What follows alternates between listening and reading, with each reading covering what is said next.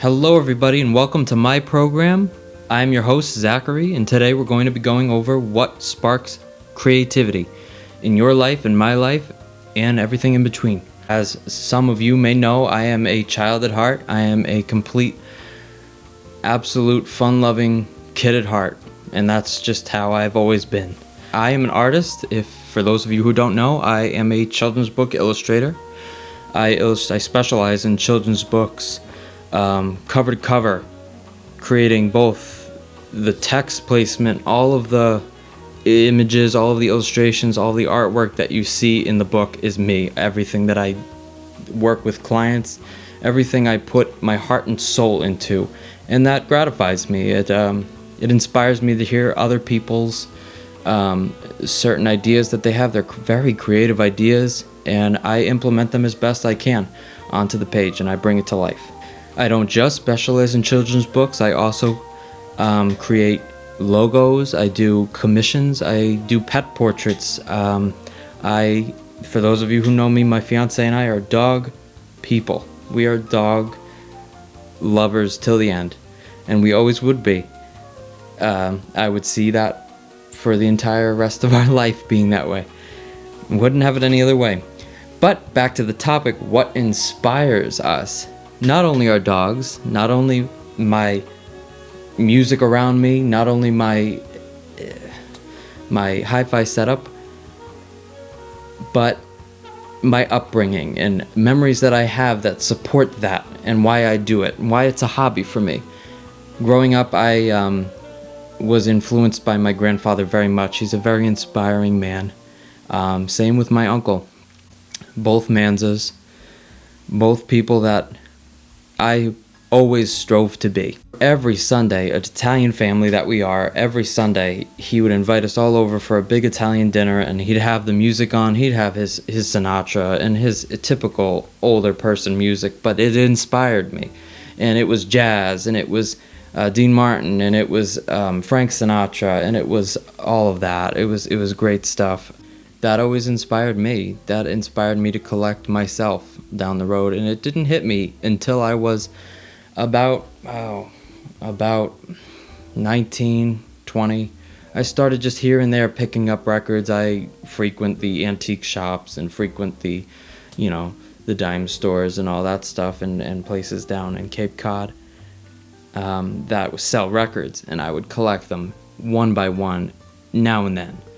But it grew and grew as the years went on, and it became a hobby that I felt gratified me in the way where it made me feel where I'm stepping into the past. I'm stepping into another decade, another century, where these are relics. I would think to myself, these are just relics from the past. And somebody owned this and played it, and this is from that decade, and now I'm playing it. I clean it up. And I get the most excited for that now. In my hi-fi setup, I invested, minimal dollars to get a setup that I love, and it's all secondhand, and that's the best part to me. It's all been used. It's all been used, but not too used, where it doesn't look great. It's something that I just love to do. I love to get that bargain. I love a good bargain on something that's great from that generation. My grandfather had a similar setup. His stuff was from maybe the early 70s. He still inspires me to this day with Perry Como and Bing Crosby and all those people, all those artists that just had that flair, that certain flair to them. It was so inspiring, and he would watch the old movies with me. We'd watch the Three Stooges and just laugh our heads off together. Great memories. Memories I still wished we could have to this day, but unfortunately distance is a thing, and we're distanced right now. But what better time to talk about that than what better time to be creative than now? What better time? There isn't a better time than now to start doing that, and start thinking about what makes us creative and just going for it. That's why I've made this channel, where I'm going for it and hopefully to a good avail. My Uncle Mike and his inspirations. So he would put me in the front seat of his car, and we'd listen to at any age we'd listen to things like the Allman Brothers Band. Oh, he was one for the passion and the raw. The music didn't have to be so produced. It didn't have to be so perfect. Music like the band's music from Big Pink, stuff like that. I obviously keep the shrink, and I fold it up. But this music like this, he would say, pick this up. My Uncle Mike introduced me to the Beatles. He introduced me to Sgt. Pepper. He introduced me to Cream. He introduced me to raw blues, just where the music didn't have to be perfect, but it was experimental, and it didn't have to be, so produced.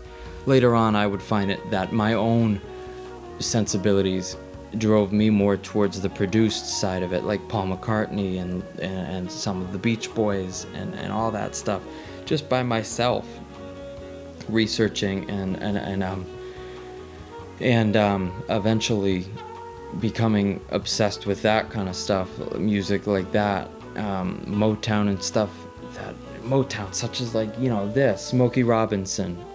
This is the album, I believe, that he had on cassette. My Uncle Mike, he had on cassette, and he'd put it in the car, and put it on in the car, blast it, and show me what the bass was. He would show me exactly what the bass sounded like on Tears of a Clown. He would say, that's hear that? That's the bass. That boom boom boom boom. That's the bass there. So he would show me. He'd turn up the phaser in the car on the bass side and say, hear that? Hear that? That's bass. And then, eventually I learned what that was, and, down the road became a bass player myself in high school and such.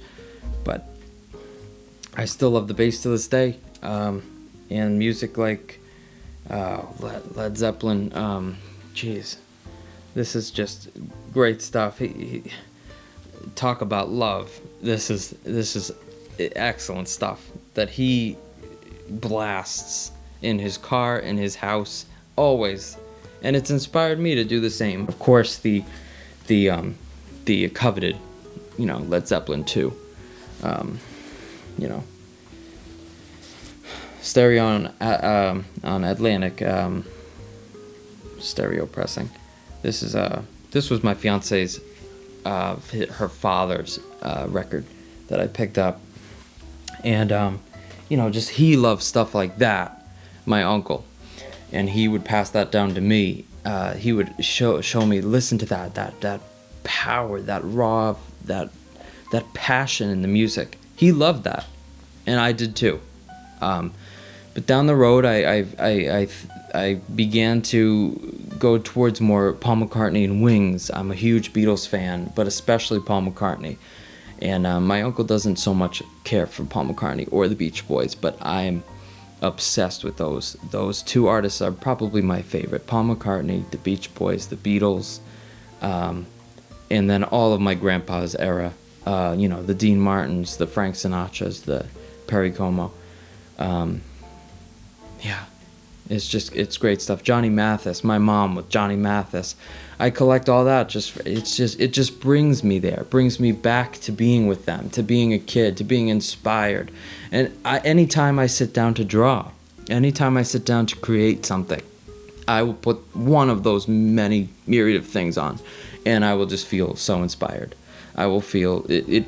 Drawing is much easier. It comes like nothing when I put something on like that in the background. It's great background music, especially my grandfather's. He would have it on cooking in the background. Brings me right back, especially on Sundays. On Sundays, I will play it all the time. I'll play jazz. I'll play his brand of music, and I'm sure that would make him proud. I will always recommend that kind of stuff. You got to just open your mind up and appreciate that kind of stuff. Appreciate the musicianship. Appreciate the style, the sheer style of it. It's beautiful. Great music.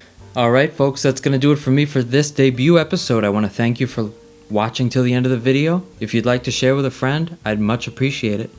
Go ahead and press like, give it a big thumbs up, ring the bell, do whatever you'd like to do. I'd really appreciate it. And until next time, you can find me lounging to a melody. Take care.